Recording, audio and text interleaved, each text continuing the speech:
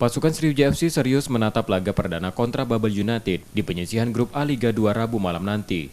Pelatih Sriwijaya FC Neil Maizar terus mematangkan taktik dan strategi bermain anak asuhnya. Meski bermain di kandang, Neil Maizar meminta timnya untuk tidak meremehkan lawan.